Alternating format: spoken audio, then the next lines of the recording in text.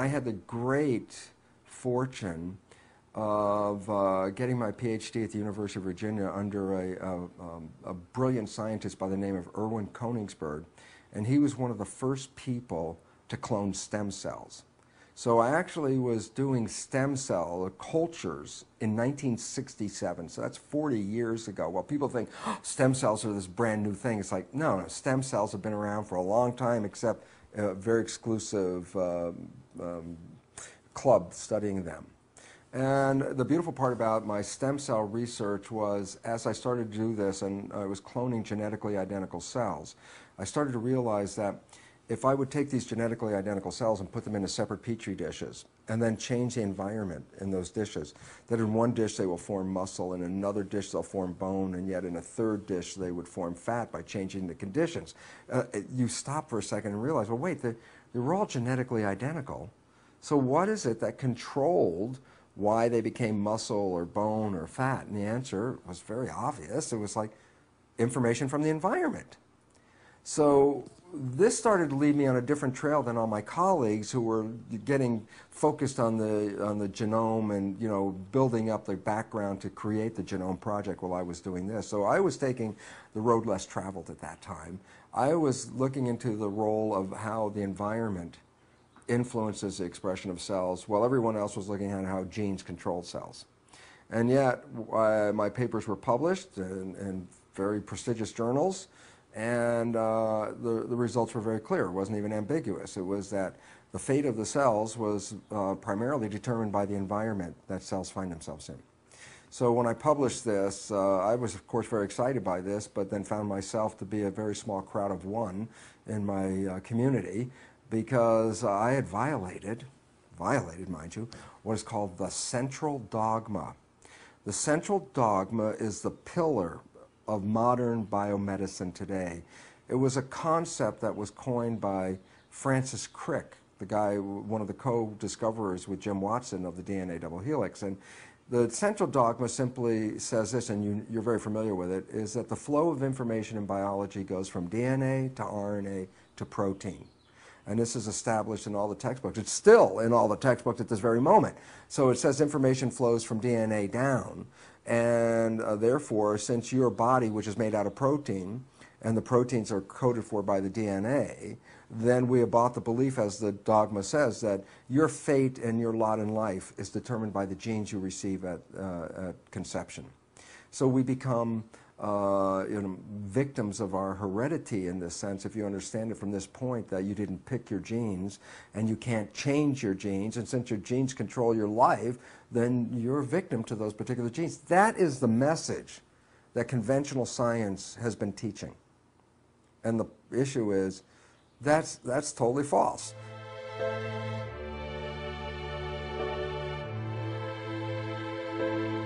So as you understand the terms quantum physics and quantum mechanics, or Newtonian physics and Newtonian mechanics, what you see is that physics and mechanics are synonyms. So physics really means the mechanisms by which the universe operates.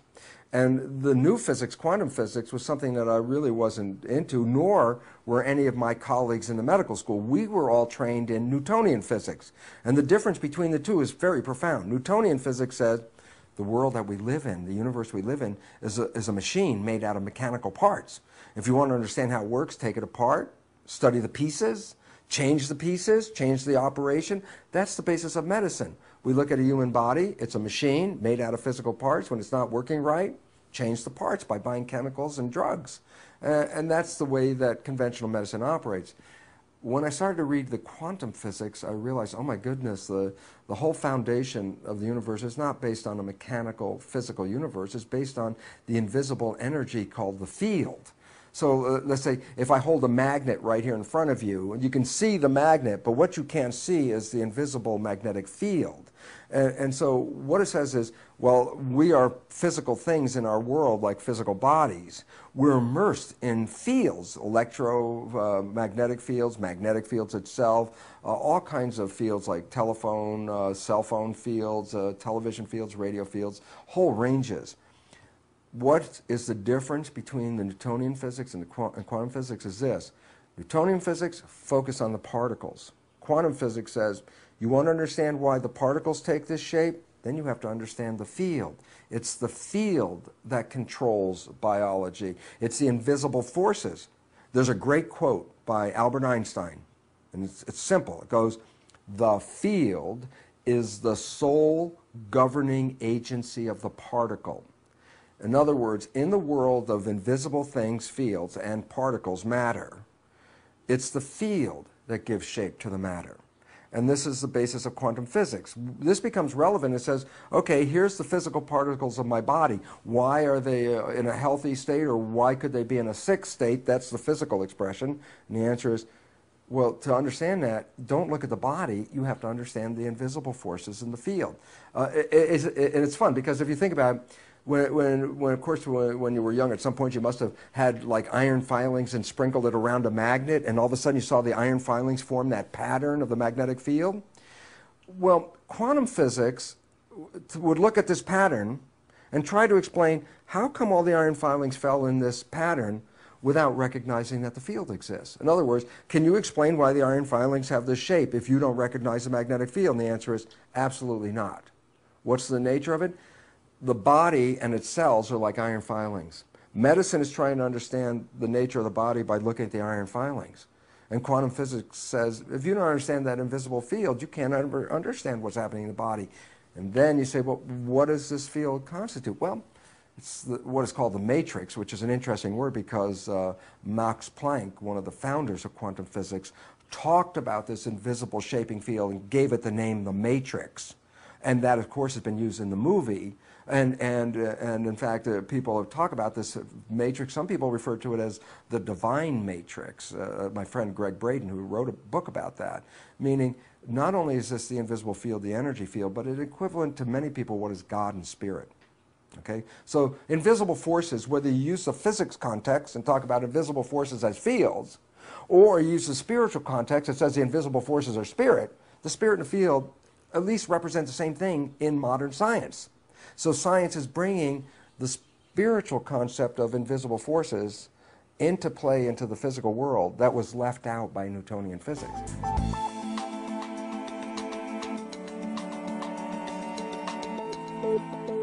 Conventional allopathic medicine is completely locked into Newtonian physics. Doesn't even bring the mind into the concept of healing, which is interesting because they actually, in a medical education, medical students get about 15 minutes in their entire academic career of a thing called the placebo effect. And the placebo effect is simply the mind can change the character of health. In other words, if you believe that this drug is the miracle drug you've been looking for and you take it, your mind believing it's the miracle drug can heal you, while the drug itself was nothing more than a sugar pill. And now that's an established fact. 1/3 of all medical healings are due to the placebo effect. Okay? It becomes very important. Now comes, well, we left something out of the picture in the education. Not that it's out of the picture in the research, but in the education it says the placebo effect is when you have positive thoughts and it generates a healing response. What they don't talk about in the books and in the general mass media is something called the nocebo effect. The nocebo effect is the same as the placebo effect, except the thoughts are of a negative nature. And what's the point? It's thoughts that are powerful, whether they're positive or negative. And while we give attention to the positive thoughts, called placebo effect, creating healing, what we know and what we don't talk about is that a negative thought, which constitutes what is called a nocebo effect, is as powerful as a placebo, but in the opposite direction. So a negative thought can not only make you sick, a negative thought can kill you, and in much the exact same power and using the same mechanism that a positive placebo thought can heal you. And this becomes important because psychologists tell us that 70% or more of our thoughts as conventional people are negative and redundant, meaning every day, 70% of people's thoughts are actually taking health away from their lives and actually bringing less quality to their lives, and they don't count it because it's just that little thought that runs in their head, and yet, scientifically, it's the equivalent of the placebo effect, but backwards. So this has to come into medicine, but there's an unfortunate part about medicine, and that is Medicine is not really the free avenue of research and investigation as we think it is. It is controlled by money, and unfortunately this is where the pharmaceutical industry has undue influence and keeps us from looking at healing that does not involve chemicals and drugs. Only for the simple reason this: a pharmaceutical company makes money by selling chemicals. If we talk about how you can heal yourself with your mind, then that product doesn't sell very well. And there's a parallel here, because let's look at the very obvious. We live in a world where there are many other forms of providing energy besides fossil fuel, many of them very efficient, much more effective. Where are they? And the answer is, it's not in the interest of the oil companies to support free energy, sources of power. And it's the same thing with medicine. It's not in the interest of the pharmaceutical industry to support free energy healing. And therefore, it's a subject that gets no coverage except for that 15 minutes on the placebo and then dropped out of the system. And yet it is the most important new understanding, and it's not new because it's 100 years old or more. It's new only because we're beginning to look at it in spite of the fact that drug companies don't want us to see it.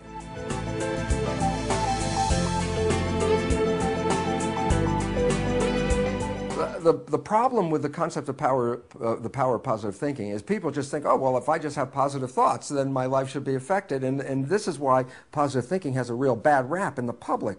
And the reason is this: having a positive thought does not in any way necessitate that those positive thoughts actually manifest themselves. And there's a piece that was left out. And if you don't understand the piece, then you're shouting into the wind with your positive thoughts. Nothing's going to happen. And the fact is this: when you're having positive thoughts, you're using your mind.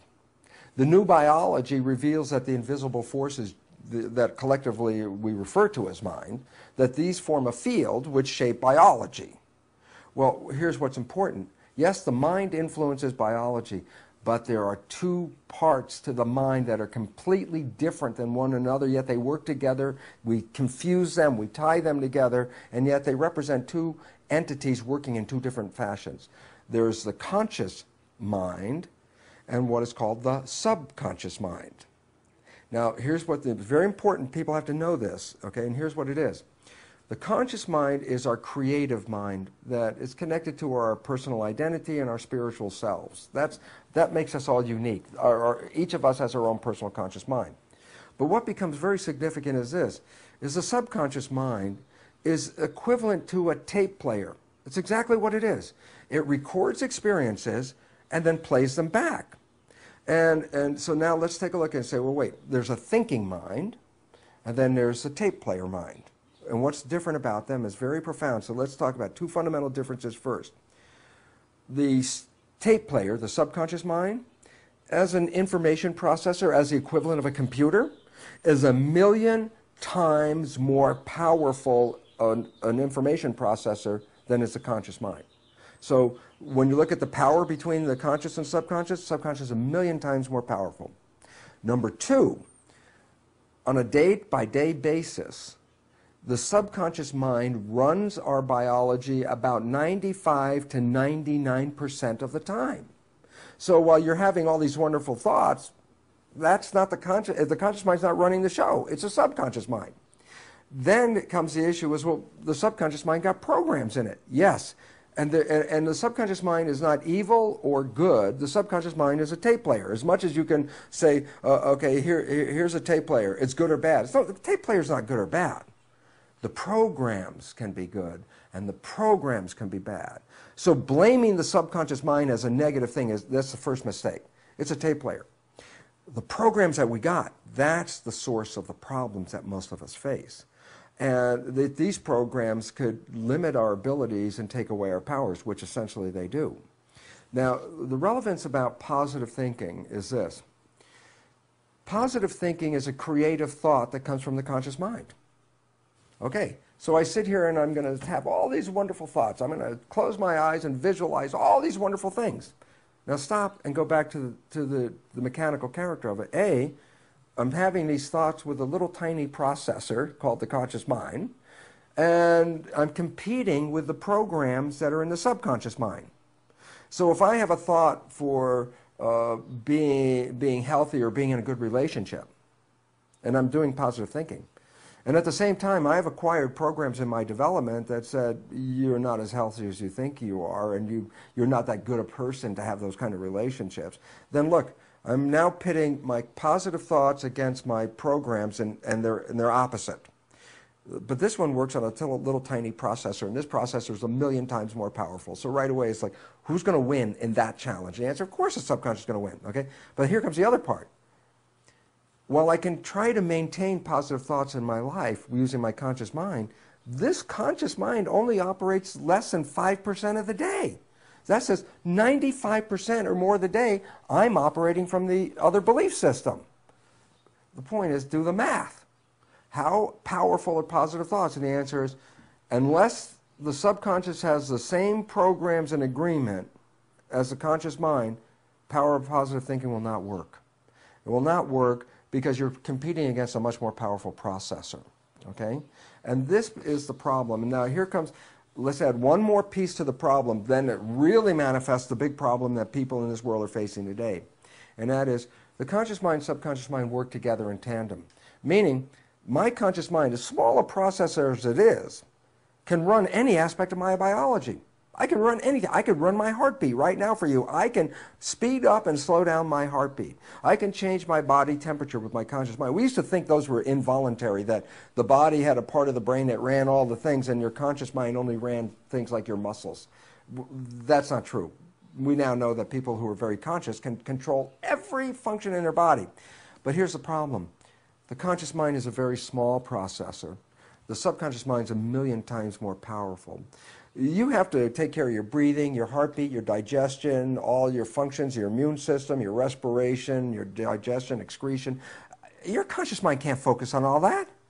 So the nature of it is the function of the subconscious to carry out all the details and can carry out every one of the details. We could be essentially unconscious, which most people are, and our lives look exactly the same. Why? Because once you learn how to get dressed, you know how to get dressed. Once you know how to drive a car, you don't have to be conscious how to drive a car. You already got the program. So everything that we learn in our subconscious mind becomes automatic behavior, meaning it frees up the consciousness. So the consciousness doesn't have to be dealing with all the tasks.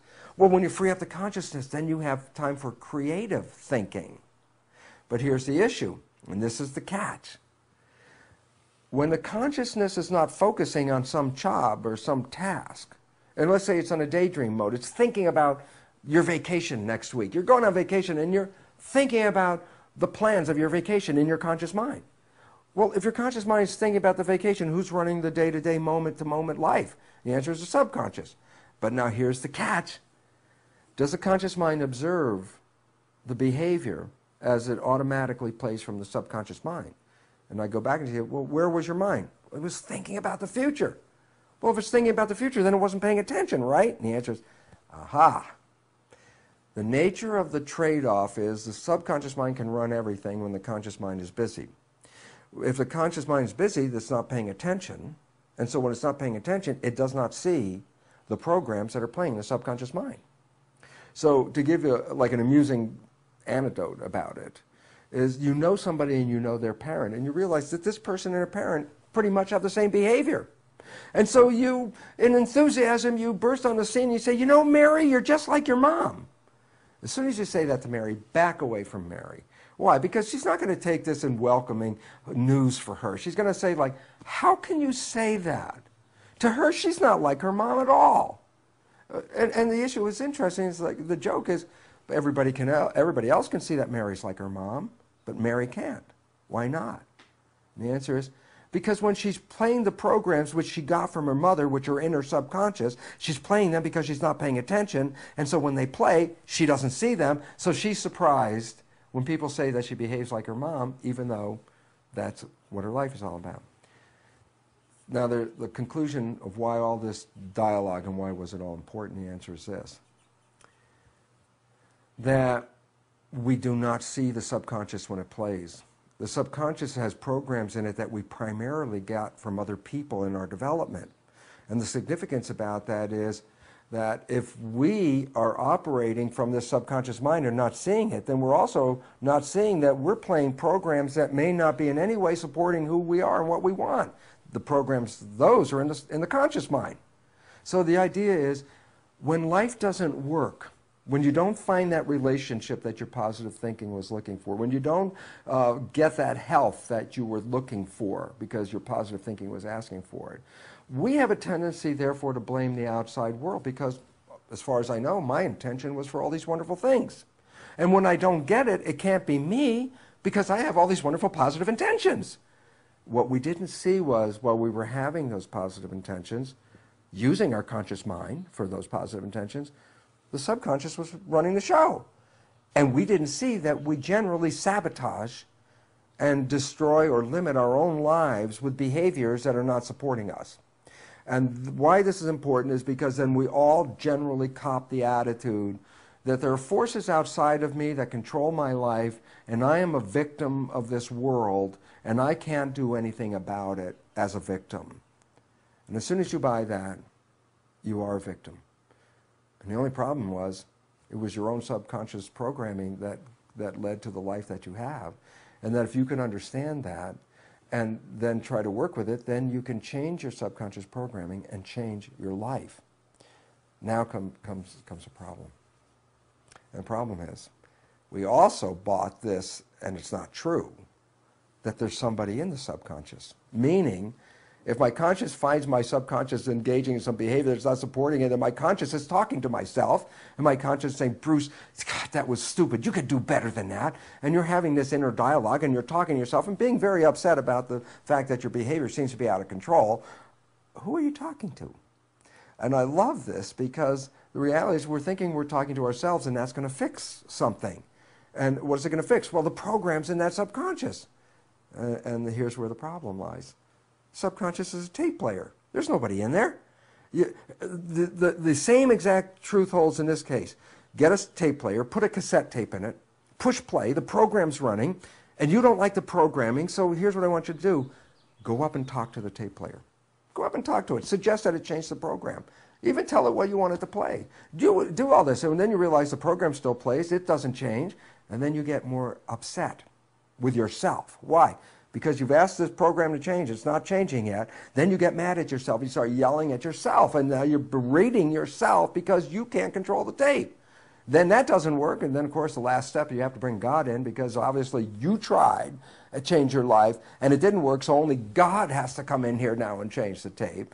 And the joke is, how much talking to a tape player does it take before the tape changes? And the answer is, you can talk till you're blue in the face, and it will not change. It's not that you can't change the tape, but you have to learn how to push the record button. And then you can record new programs in the subconscious. But our old belief system, like conventional psychology, let's go over and find out why my life is this way. Oh yeah, my mom did this to me, and my dad did this, and my friends did this, and now I make a whole list of all the reasons why my life is this way. I'm very clear. My conscious mind's got, oh God, I could play that movie. I can see it. And the question is, now that you're aware, did it change the tape player? And the answer is no. And that's why people get so upset. They go through all of this psychology, counseling and stuff. They know all the reasons. They still have the same life.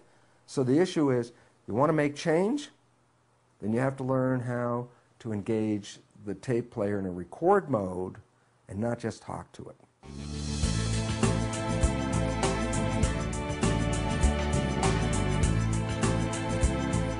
What's interesting about EFT is that it is a process which really in some sense engages like super learning. And super learning is the equivalent of pushing the record button on the subconscious mind. Meaning, we got our programming from the last half of fetal development through the first 6 years of our lives. And there's a reason why this is a special programming part of our lives. And the answer is that our brain, when we look at the EEG, the electrical activity of the brain, that a child doesn't express consciousness as we know it, alpha waves, as a predominant brain state until after 6 years of age. Before 6 years of age, their predominant brain states are theta. But theta, which is a state of imagination, so when you go back and you realize that kids less than 6 live in mixing the real world and the imaginary world, that's an expression of their brain function. But it also is important to recognize that theta is equivalent to a hypnagogic trance. that if I want to hypnotize you, I have to get you out of consciousness and drop you into like this theta place. And when you're in theta, I bypass consciousness and the program goes into the subconscious mind.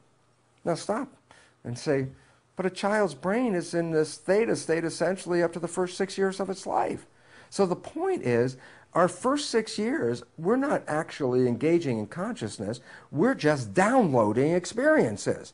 Well, these experiences, then we play them back as our life characters and our life behaviors.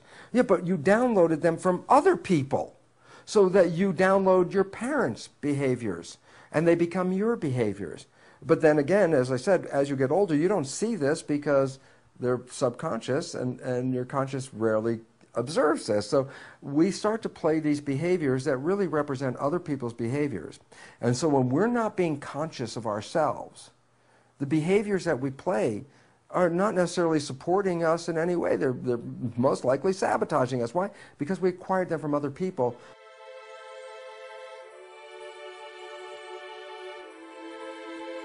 So what do we acquire in our development is that we're just average people, that we have no extraordinary powers, that even healing isn't one of our powers, because when we were in that 0 to 6 year period, every time we got sick, we were told we had to go to the doctor to get healed.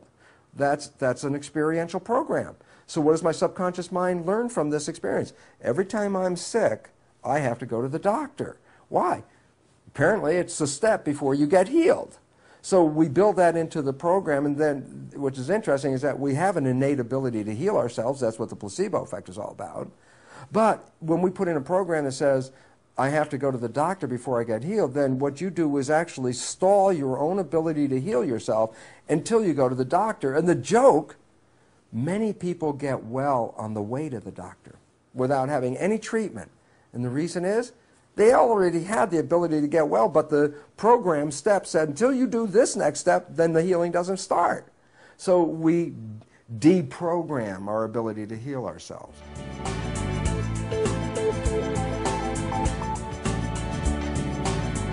It's based on the individual. It's always been that way. But because we've been so programmed to devalue ourselves and disempower ourselves, that we look at ourselves as victims and frail biological entities, ripe for bacteria to eat us up and all these other things. It's like, this is totally untrue. So the issue is we have to start from that belief and change these beliefs of who we are. We are profoundly powerful people. Look, you can walk across hot coals, a woman can lift a car off of an infant without thinking about it. Down south, the Baptist fundamentalists of the Pentecostal faith work themselves up in a Jesus state and drink strychnine in toxic doses to demonstrate that God protects them. They're not harmed by the strychnine. I mean, you can walk across fire, you can drink poison, you can lift thousands of pounds. Where's the frail image come from? And that's a belief. But the problem is, if you believe you are frail, if you believe you are susceptible, if you believe you have a terminal illness, they manifest because that's called the nocebo effect.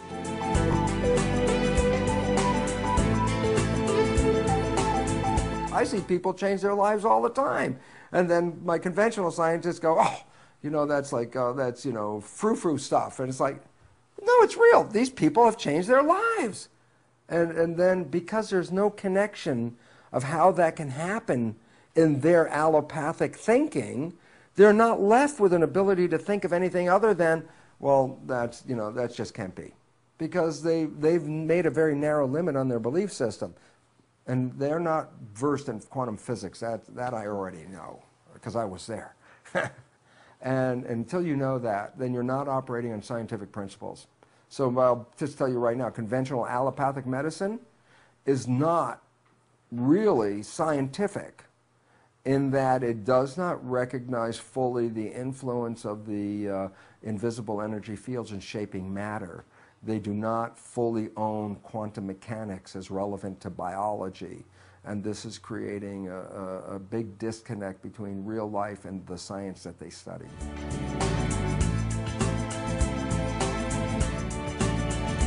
Number one, the belief that is taught is that biology in the world we live in operates according to Newtonian principles.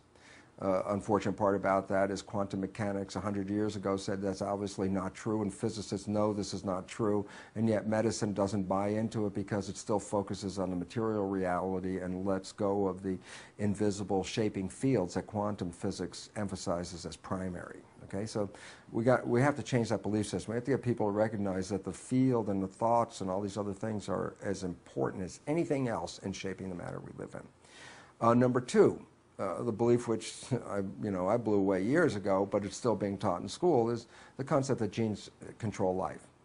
This is totally false. Genes control nothing. Control is an action. A gene is a blueprint. It's a physically, literally a string with blueprint data on it. Why is that relevant? It's interesting. Go to an architect's office, and the architect's working on a blueprint, and then lean over the architect's shoulder and say, is that blueprint on or off? And he looks at you, the blueprint's not on or off, it's a blueprint. Yeah, but we talk about genes being on and off, like genes are turning on and genes are turning off. And the question is, but genes are blueprints. They can't turn on and off. There is no on and off. It's just the blueprint. It's a pattern. What we have failed to focus on because we gave genes a character of self-actualization. That my genes decided to do something. It's like, okay, now we're a victim of the genes. But it turns out biologists know that this is not true. Biologists know that genes are not turned on and off. Genes are read or not read, like blueprints. Then all of a sudden it says, well, it's not the blueprint that's important. If the blueprints were self-actualizing, an architect could go by a building site, drop the blueprints off, come back 2 weeks later, and the building will be there. That's what we think about animals and plants. The genes are blueprints, and they'll control all this. It's like, no, the blueprints are important. I'm not saying they're not. You got the bad blueprints, you got some problems going on here. But the issue is, it's not the presence or absence of a blueprint, it's whether the blueprint is being read. And then you say, well, then who reads the blueprint? And the answer is a contractor. And who's the contractor? The mind is the contractor. The mind reads genes. The mind can change the genes readout. Here's something so blow away that most people can't, in their conventional world, make sense of it, because it's like, it goes like this. The mind, through what is called epigenetic mechanisms, can start with a single gene blueprint and create over 30,000 different versions of products from the same blueprint. 30,000 different products from the same blueprint. All of a sudden you realize, my God, you can infinitely vary the expression of the gene. And the answer is yes. And why has this become relevant to all of us? And the answer is because many of us think genes control our lives. And yet we don't realize that we modify the readout of the gene. So we could be totally healthy and our mind can cause cancer. Our mind can cause any disease, diabetes, anything like that. And what's interesting is the flip side is some people come here with actually defective genes. And guess what? With their mind, they can rewrite those genes and make them normal. So the genes are not the limiting factor, it's the mind.